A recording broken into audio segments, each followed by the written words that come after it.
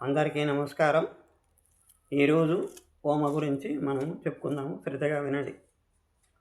అతిసార విరేచనమునకు ఓమ, పిప్పళ్ళు, వాయువిడంగాలు 3 సమానంగా తీసుకొని కొంచెం దొరగా వేయించి దంచి పొడిగొట్టి జల్లెడ బట్టి నిల్వ ఉంచుకొని పిల్లలకు 2 పూటల ఒక చిటికెడు పొడిని గోరువెచ్చటి నీటితో వేస్తూ ఉంటే వారి అజీర్ణము, అతి విరేచనాలు తగ్గిపోతాయి. పిల్లల సమస్త వ్యాధులకు వాము, మిరియాలు, పిప్పళ్ళు, వాయువిడంగాలు, దేవదారు చెక్క, చిత్రమూలం, సోంపు గింజలు, సైంధలవణం, పిప్పలు కట్టే ఈ పదార్థాలన్నీ ఒక్కొక్కటి 10 గ్రాముల చొప్పున తీసుకోవాలి. తర్వాత శొంఠి 100 గ్రాములు, సముద్ర పాల గింజలు 100 గ్రాములు, కరకాయ బెరడు 50 గ్రాముల చొప్పున తీసుకోవాలి. పై పదార్థాలు దేవదారు, సముద్ర పాల గింజలు తప్ప మిగతావన్నీ దోరగా వేయించి దంచి చూర్ణం చేసి తర్వాత అన్ని పదార్థాలు ఒక దానిలో ఒకటి క్రమంగా 2 పదార్థములు కలిపిన తర్వాత మూడోది, అది కలిపిన తర్వాత మరోటి, ఆ విధంగా కలుపుకోవాలి.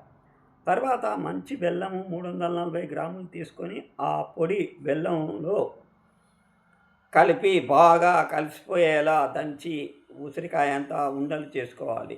రోజు ఉదయం పరిగడుపున ఒక ఉండ తిని గోరువెచ్చటి నీరు తాగుతుంటే క్రమంగా ఆమవాతము, నడుం నొప్పి, వీపు నొప్పి, మోకాళ్ళ నొప్పులు, ఎముకల నొప్పులు, పిక్కల నొప్పులు, ఉబ్బు రోగములు, కడుపు రోగములు, గుల్మములు, వాత రోగములు మొదలైనవి హరించి మంచి ఆరోగ్యం కలుగుతుంది.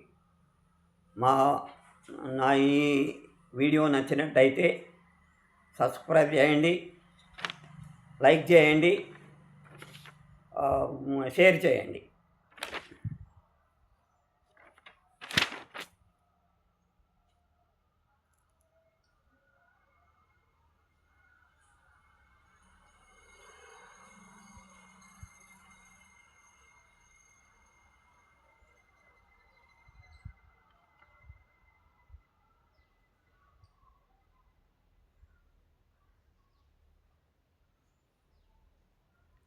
మీకు చెవుడు ఉన్నట్టయితే 2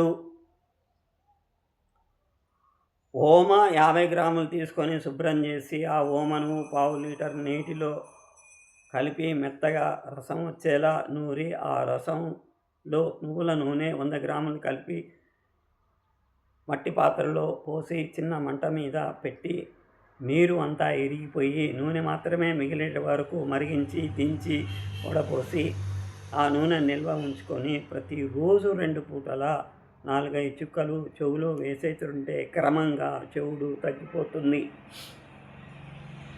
ఓమ చెట్టును సమూలంగా తెచ్చి కడిగి ఎండబెట్టి కాల్చి బూడిద చేయాలి. ఆ బూడిదలో నీటిలో కలిపి 3 రోజులు నిల్వ ఉంచాలి. తర్వాత పాత్రలో పైన తేరుకున్న తేటను వంచుకొని వడపోసి నిల్వ ఉంచుకోవాలి.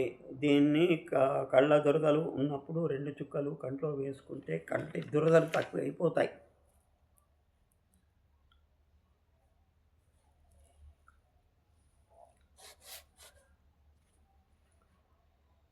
తీయగా పాడాలంటే వాము, పసుపు, వస, పిప్పళ్ళు, మిరియాలు, సైంధలవణము, శొంఠి వీటిని సమభాగాలుగా తీసుకొని వస తప్ప మిగిలినవి అన్నిటినీ దూరగా వేయించి వసను 24 గంటలు మంచినీటిలో నానబెట్టి తీసి పొడిగుడ్డతో తుడిచి ఎండబెట్టి దంచి పొడి చేసుకోవాలి.